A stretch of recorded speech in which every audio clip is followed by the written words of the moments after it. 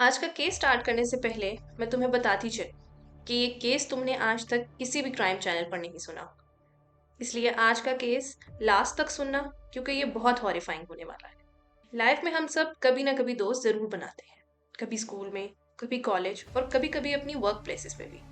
और उनमें से कुछ दोस्त ऐसे होते हैं जो हम लाइफ टाइम रखते हैं और उनसे अपनी हर बात शेयर करते हैं। कुछ ऐसे दोस्त जिन पर हम खुद से भी ज्यादा यकीन करते हैं। आज की क्राइम दास्तान ऐसे ही दो दोस्तों की है।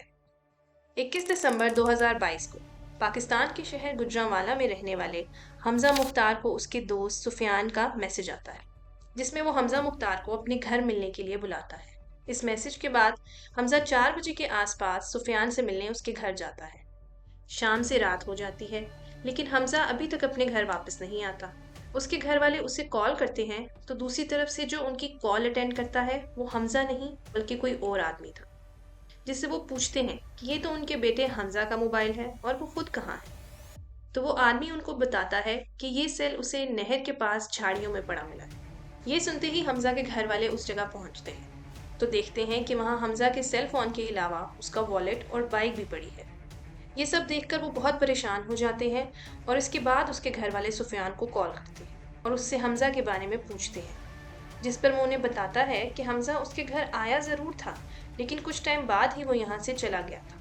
यहाँ मैं तुम्हें एक इम्पॉर्टेंट इन्फॉर्मेशन देती चलूँ कि हमजा और सुफियान बहुत अच्छे दोस्त थे। दोनों अक्सर एक दूसरे के घर भी आया जाया करते थे। हमजा के घर के फाइनेंशियल हालात काफ़ी अच्छे थे, लेकिन दूसरी तरफ जो सुफियान था वो फाइनेंशियली इतना स्ट्रांग नहीं था। इसलिए हमजा अक्सर सुफियान की फाइनेंशियल हेल्प किया करता था। ये सब मैं तुम्हें इसलिए बता रही हूँ क्योंकि इससे तुम्हें केस को समझने में आसानी होगी। इसके बाद हमजा के घर वाले उसके बाकी दोस्तों से भी पूछते हैं कि क्या वो उनके साथ है, लेकिन हमजा अपने किसी भी दोस्त के साथ नहीं था। अब उसके घर वाले हमजा की मिसिंग कंप्लेंट पुलिस स्टेशन में लिखवाते हैं और पुलिस को बताते हैं कि आखिरी मर्तबा हमजा अपने दोस्त सुफियान से मिलने उसके घर गया था, जिसके बाद से अब तक वो अपने घर वापस नहीं आया।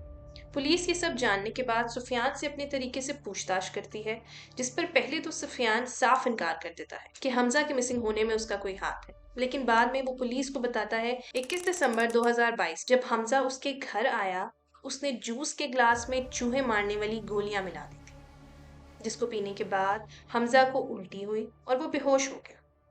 सुफियान ने मजीद पुलिस को बताया कि इसके बाद उसने अपने एक दोस्त और भाई की मदद से हमजा के हाथ पांव बांधे थे और उसे अप्पर चनाब की नहर में फेंक आए थे। ये सुनते ही पुलिस फौरन सुफियान के बड़े भाई और दोस्त को भी गिरफ्तार कर लेती है। वो लोग पुलिस को मजीद बताते हैं कि हमजा को नहर में फेंकने से पहले वो लोग पेट्रोल स्टेशन पर रुके थे, जिसकी सीसीटीवी फुटेज पुलिस निकलवाती है, जिसमें उन्हें साफ साफ देखा जा सकता है। उन लोगों ने पुलिस को ये भी बताया कि जब हमने हमजा को नहर में फेंका, उस वक्त वो जिंदा था और सिर्फ बेहोश हुआ था, और जब हम उसे नहर में फेंकने की बात कर रहे थे तो वो बड़बड़ा रहा था कि मुझे नहर में मत फेंको, लेकिन हमने उसकी एक भी बात ना सुनी और उसे बांधकर फेंक दिया। पुलिस सुफियान से मर्डर करने की वजह पूछती है, तो वो बताता है कि कुछ टाइम पहले उसने हमजा से 20,000 रुपये उधार लिए थे, जो हमजा अब उससे वापस मांग रहा था, जिस पर सुफियान को गुस्सा आ गया और उसने उसे जान से मारने का प्लान बनाया। इस सारी पूछताछ के बाद पुलिस अपर चनाब नहर में से हमजा की डेड बॉडी की तलाश शुरू करवाती है।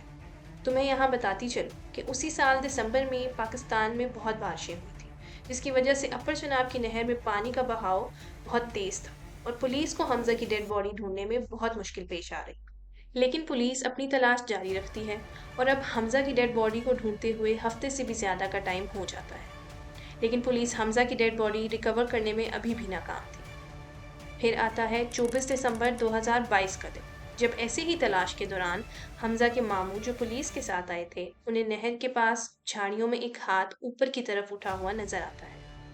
वो फौरन से पुलिस को बताते हैं और पुलिस जल्दी से उस डेड बॉडी को बाहर निकालती है। पहचान करवाने पर पता चलता है कि ये डेड बॉडी हमजा की ही है, लेकिन इतने दिन पानी में रहने की वजह से डेड बॉडी बहुत फूल चुकी होती है। डेड बॉडी को रिकवर करने के बाद उसे हॉस्पिटल पोस्टमार्टम के लिए ले जाया जाता है, जहां फॉरेंसिक रिपोर्ट से पता चलता है कि हमजा के स्टमक से चूहे मार गोलियों के ट्रेसेस मिले और उसके फेफड़ों में भी पानी भर चुका है, जिसका मतलब ये था कि हमजा को जब नहर में फेंका गया वो उस समय जिंदा था और उसकी मौत की असल वजह पानी में डूबना थी, न कि चूहे मार गोलियां। पोस्टमार्टम के बाद पुलिस हमजा की डेड बॉडी को उसके घर वालों के हवाले कर देती है। उस वक्त उनकी क्या हालत हुई होगी दोस्तों, ये तुम और मैं सोच भी नहीं सकते। इस सारे वाक़ये को साल से भी ऊपर का अरसा गुजर चुका है, लेकिन अदालत का फैसला अभी भी आना बाकी है। मुजरिम सुफियान और उसका दोस्त अभी भी जेल में है, जबकि उसका बड़ा भाई बेल पर जेल से बाहर आज़ाद घूम रहा है। पर हम उम्मीद करते हैं कि अदालत इन्हें सख्त से सख्त सज़ा देगी। तुम्हारी इस केस स्टडी के बारे में जो भी राय है मुझे कमेंट्स में ज़रूर बताना। और अगर तुम हर हफ्ते ऐसी ही क्राइम दास्तान सुनना चाहते हो तो हमारे चैनल को सब्सक्राइब कर लो। तब तक के लिए बाय।